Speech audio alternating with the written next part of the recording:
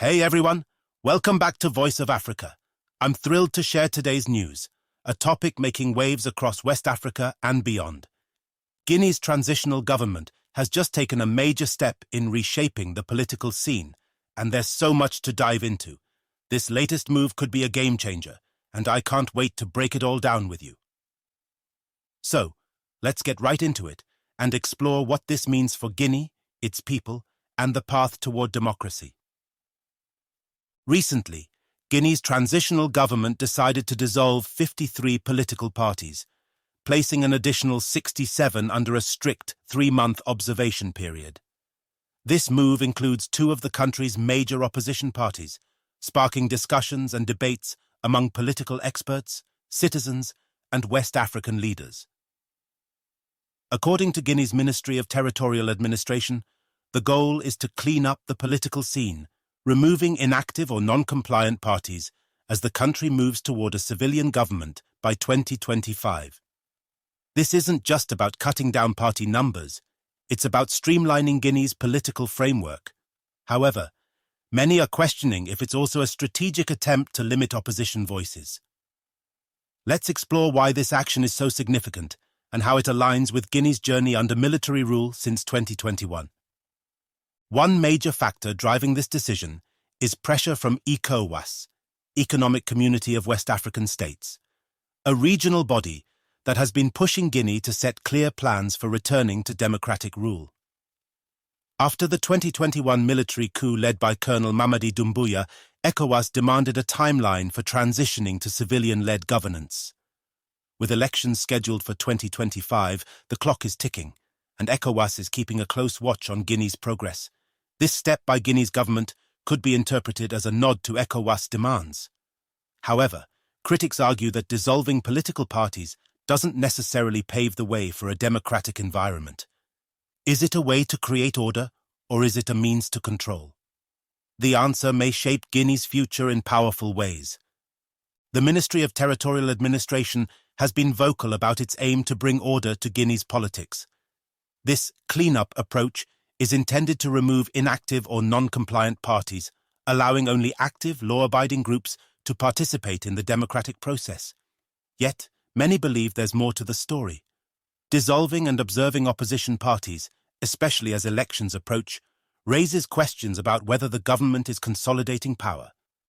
By targeting outspoken critics, some argue the junta may be seeking to silence opposition in preparation for a smoother transition to a civilian government that aligns with its interests. For Guinea's citizens, this raises concerns about the inclusivity and fairness of upcoming elections. In Guinea, reactions have been mixed.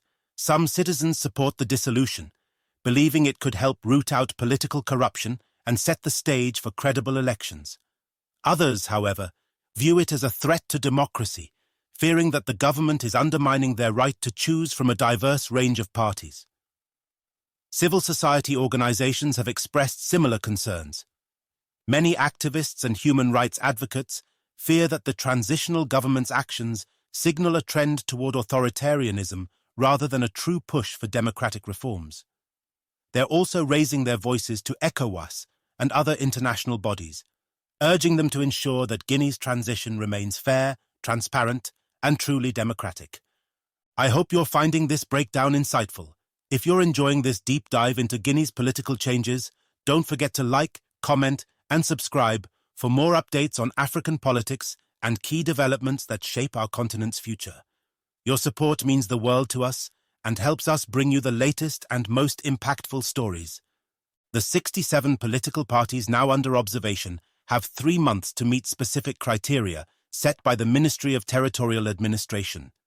Failure to comply could lead to further actions, possibly including dissolution. This period not only puts these parties under intense scrutiny, but also serves as a measure of the transitional government's commitment to transparency. Some see this as a veiled attempt to intimidate opposition forces by putting them on a tight leash. By imposing restrictions and close monitoring, the government could be limiting these parties' ability to organize and gather support as elections near. For many, the observation period is less about political reform and more about exerting control. The international community, especially ECOWAS, is watching closely as Guinea moves forward. With the 2025 elections approaching, Doumbouya's administration is under pressure to demonstrate a genuine commitment to free and fair democratic processes. The dissolution and observation of political parties raise valid questions. Is this about creating a clear path to democracy, or is it a strategy to secure a favorable outcome for the current government? These actions may have immediate effects on Guinea's political landscape, but their impact will likely extend well beyond 2025.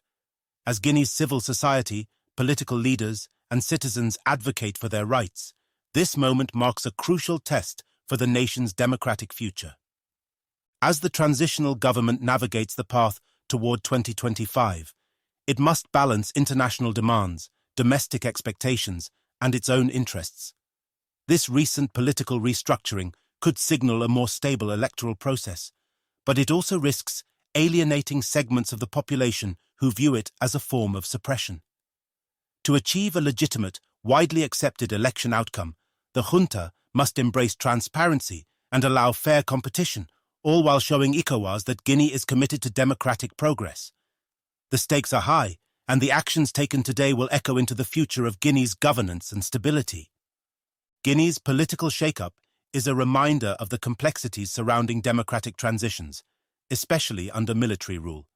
The dissolved parties and observation period reflect the government's determination to maintain control, but they also emphasize the challenges of balancing order and democracy. As we follow this story, one thing remains clear: the world is watching, and the voices of Guinea's people are stronger than ever. What do you think? Is Guinea's transitional government truly aiming for political order, or is this a strategic power play? Let us know your thoughts in the comments. And remember, if you enjoyed this analysis, hit the like button, drop a comment, and subscribe to stay updated on Guinea's journey to democracy and more stories that matter to Africa. Thank you for tuning in, and I'll see you in the next video.